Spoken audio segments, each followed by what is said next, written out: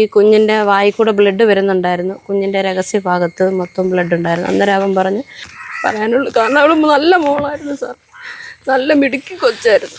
പ്രിയമുള്ളവരെ നമസ്കാരം. നമ്മുടെ സമൂഹത്തിൽ പെൺകുട്ടികൾ സുരക്ഷിതരാണോ എന്ന് ചോദിച്ചാൽ സംശയിക്കേണ്ട ഒരു കാലഘട്ടമാണ്. എന്നാൽ കുടുംബത്തിൽ പെൺകുട്ടികൾ സുരക്ഷിതമാണെന്ന് ചോദിച്ചാൽ അതിനും സംശയിക്കേണ്ട ഒരു കാലമാണ്.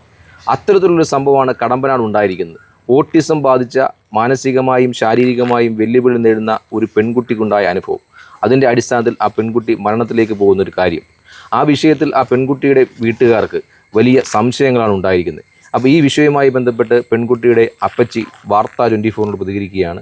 എന്താണ് ചേച്ചി നിങ്ങൾക്ക് അത്തരത്തിലൊരു സംശയം ഉണ്ടാകാനായ കാരണം?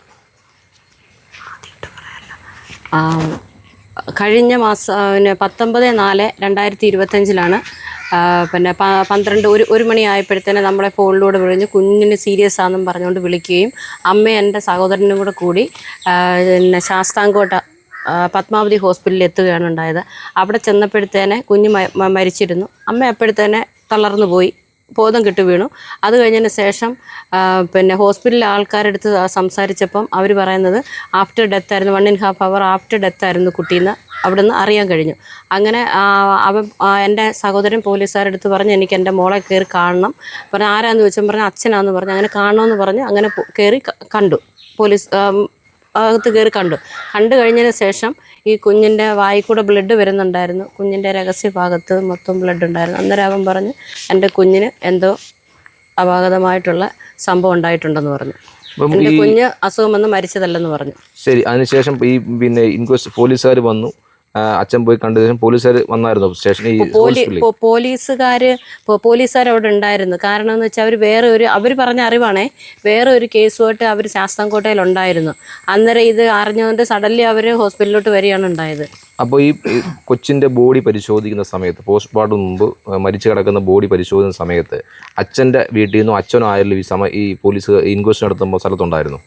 പോലീസുകാരകത്തുണ്ടായിരുന്നു. അപ്പം നമ്മുടെ ബന്ധുക്കൾ, അച്ഛൻ്റെ ഭാഗത്തു നിന്നുള്ള ബന്ധുക്കളായാലും ഉണ്ട്? അമ്മയൊക്കെ ചെന്ന് കഴിഞ്ഞതിന് ശേഷം ഞങ്ങൾ ചെല്ലുന്നത്. ബോഡി കണ്ടു. ഞങ്ങൾ ചെല്ലുന്നതിന് മുമ്പിട്ട് അവർ ധൃതി കൂട്ടി കൊണ്ടുപോയി കണ്ട് ചാലോട് മെഡിക്കൽ കോളേജിലേക്ക്. നിങ്ങൾ കാണണമെന്ന് നിർബന്ധിച്ചായിരുന്നു ഈ കുട്ടിയുടെ അച്ഛൻ? അവൻ പറഞ്ഞു ഞങ്ങളുടെ ബന്ധുക്കൾ വരാനുണ്ടെന്ന് പറഞ്ഞു. പക്ഷെ അവരത് കേട്ടില്ല. അപ്പോഴും ഈ ബോഡി കാണിച്ചില്ല. അതിനുശേഷം പോസ്റ്റ്മോർട്ടം റിപ്പോർട്ട് വന്നു. ആ പോസ്റ്റ്മോർട്ടം റിപ്പോർട്ടാണ് എൻ്റെ ഇരിക്കുന്നത്. ഈ ഇതിനകത്ത് ഞാൻ വായിച്ചപ്പോൾ എനിക്ക് മനസ്സിലാക്കുന്നത് കുട്ടിയുടെ ജനനേന്ദ്രിയത്തിൽ മാരകമായ മുറിവും ബ്ലീഡിങ്ങും ഉണ്ടായി. അത് കാരണമുണ്ടായ അണുബാധയിലാണ് കുട്ടി മരിച്ചതെന്ന് കൃത്യമായ രീതിയിൽ പറയുന്നത്.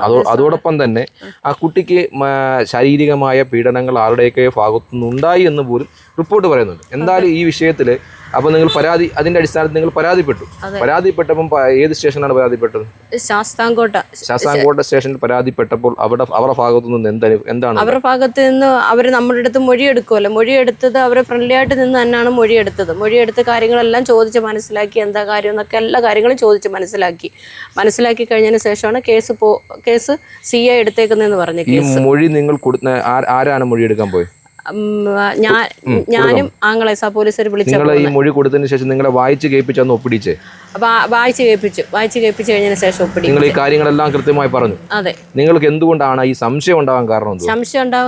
അന്ന് ആ ഹോസ്പിറ്റലിൽ വെച്ചുണ്ടായ അവൻ കയറി കണ്ടല്ലേ ആങ്ങളാ, അവൻ കയറി കണ്ട ആ വായിലൂടെ ബ്ലഡ് ഉണ്ടായിരുന്നു, രഹസ്യ ഭാഗത്ത് ബ്ലഡ് ഉണ്ടായിരുന്നു. അപ്പം ആ ഒരു ഇതുവരെ അന്ന് തന്നെ അവൻ ഉറച്ചു നിൽക്കുന്നുണ്ടായിരുന്നു സംശയം. പക്ഷെ ഉറച്ചു തന്നെ നിൽക്കുന്നുണ്ടായിരുന്നു. എൻ്റെ കുഞ്ഞിന് അപാകത സംഭവിച്ച് തന്നെ കുഞ്ഞ് മരിച്ചതാ, അല്ലാതെ അസുഖം വന്ന് മരിച്ചതല്ലെന്ന് അന്ന് തന്നെ അവൻ പറഞ്ഞിട്ടുണ്ടായിരുന്നു. ഞങ്ങൾ അന്വേഷിച്ചപ്പോൾ അതിൽ ഒരു 14-കാരനായ കുട്ടിയെ ഈ വിഷയവുമായി ബന്ധപ്പെട്ട് പോലീസ് കസ്റ്റഡി എടുക്കുകയും പിന്നീട് അദ്ദേഹത്തെ അവിടുന്ന് വിട്ടു കൊടുക്കുകയും ചെയ്യുന്ന ഒരു സാഹചര്യം ഉണ്ടായെന്ന് മനസ്സിലാക്കുന്നു. അത് എന്തുകൊണ്ടാണ് അവനെ ആ 14-കാരനെ കസ്റ്റഡി എടുക്കേണ്ട സാഹചര്യം നിങ്ങൾക്ക് എന്തുണ്ടായി? ഈ സാഹചര്യം അവരുടെ ഇൻക്വസ്റ്റിൻ്റെ അനുസരിച്ച് നമ്മൾ പോലീസുകാരൊന്ന് അന്വേഷിക്കുമല്ലോ, ആ അന്വേഷണത്തിൻ്റെ ഭാഗമായിട്ടാണ് ആ പയ്യനെ പോലീസ് സ്റ്റേഷനിൽ കൊണ്ടു ചെല്ലാൻ പറഞ്ഞാണ്. അതും ഈ കുട്ടിയുടെ അമ്മയാണ് കൊണ്ടു ചെല്ലുന്നത്. അങ്ങനെയാണ് പോലീസിനെ കസ്റ്റഡി എടുത്തത്. ഒരു ദിവസം ഉച്ചയ്ക്ക് കൊണ്ടുപോയി പിറ്റേ ദിവസമാണ് ഇവനെ വിട്ടയക്കുന്നത്. അതായത് ഞങ്ങൾ ചെന്ന് കഴിഞ്ഞതിന് ശേഷം വിട്ടയക്കുന്നത്. ഈ നമ്മൾ ഇപ്പം 14-കാരനായ കുട്ടിയെ നിങ്ങൾ സംശയിക്കുന്നത്, പക്ഷേ അതിനകത്ത് എൻ്റെ ഒരു യുക്തിപരമായി ചിന്തിക്കുമ്പം ഒരു 14-കാരന് ചെയ്യാൻ പറ്റുന്ന ചില കാര്യങ്ങളുണ്ട്. അവനെ ഈ പറയുന്ന ജനനേന്ദ്രിയത്തിൽ എന്തെങ്കിലും നടത്തുമ്പോൾ തന്നെ, അല്ലെങ്കിൽ അവനെ ആക്രമിക്കുമ്പോൾ തന്നെ അതിന് ചിലപ്പോൾ പാനിക്കാവും, പ്രശ്നമുണ്ട്. പക്ഷേ അതിൽ കൂടാതെ മറ്റാരെങ്കിലും നിങ്ങൾ സംശയിക്കുന്നു? തീർച്ചയായിട്ടും ഉണ്ട്. കാരണം ഒരു 14-കാരനെ കൊണ്ട് തന്നെ ഈ കുഞ്ഞിനെ ഇത്രയും ക്രൂരമായി നികൃഷ്ടമായിട്ടുള്ള രീതി ചെയ്യാൻ പറ്റത്തില്ല.